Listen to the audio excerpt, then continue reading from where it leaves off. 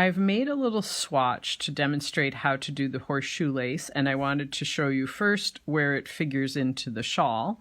It's these three segments here where you're doing horseshoe lace, and you're actually, here's the top of the shawl, so you're working in this direction. So you'll be going from widest spaced yarn overs down to narrowest spaced yarn overs, but when you're wearing it, it will look a little, more like the opposite, although they feed into each other. All right, so here's the pattern, and it tells you where you're going to begin the horseshoe lace on row 61, and that's what I've made my swatch to demonstrate here, is a very abbreviated row 61. I have room to do 2 repeats of the lace chart.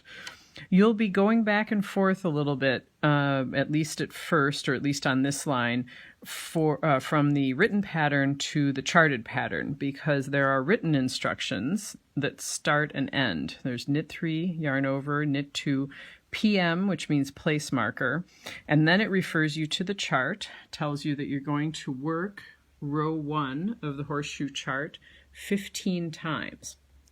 And then it asks you back on the written pattern to place a marker, knit 1, yarn over, knit 3. So you have to pay attention to both. And when you're working the chart, here's the chart. You can see it's a repeat of 10 stitches. It also says that up here. It's 8 rows. Only the odd number rows are labeled. The even number rows are your wrong side rows, and if they were labeled, the numbers would be over here on the left. When you're working a chart in flat knitting, like we're doing back and forth, you work your right side rows from right to left and your wrong side rows from left to right. Although you can see from this chart, nothing is actually happening on the wrong side rows, so there's nothing you need to pay attention to there. It's only on the right side rows. And on the right side rows, you will encounter the yarn over, which is the circle, and a certain kind of decrease, which is this little shape here. And that is a centered double decrease, centered meaning that it kind of points up like a little up arrow, and the double part, it decreases 2 stitches. And then all along, you're going to encounter empty boxes, and they mean different things depending on where you are. If you are on a right side or an odd numbered row, the empty box means knit on right side. If you're on a wrong side row or an even numbered row, the empty box means purl on wrong side row. So your empty boxes are row dependent. All right, so here we go. I'm going to knit 3 as the pattern instructs, yarn over, knit 2. And now it's time to place the marker. And that just means take your little marker, slide it onto your right hand needle, leave it there, and keep going. And now it's time to work the chart. So I refer to the chart. It starts with a yarn over. We're on a right side row, so those empty boxes are knits. There are 3 of them. And now it's time to do the centered double decrease. I will slip 1 stitch knitwise, enter the stitch as if to knit, but then just slip it from the left needle to the right needle. Next, I knit 2 together. And then the last step is to pass the slipped stitch over. So snag it with your left hand needle and lift it up, over, and off, just like you would do if you were binding off. And now there are 3 more empty boxes, so 3 knit stitches, because this is a right side row. Yarn over, knit 1.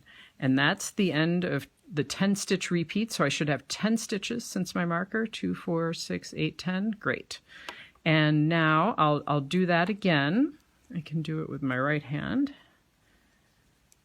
I'll start the repeat. I did 1 repeat across. Now I come right back to square 1 and go across again.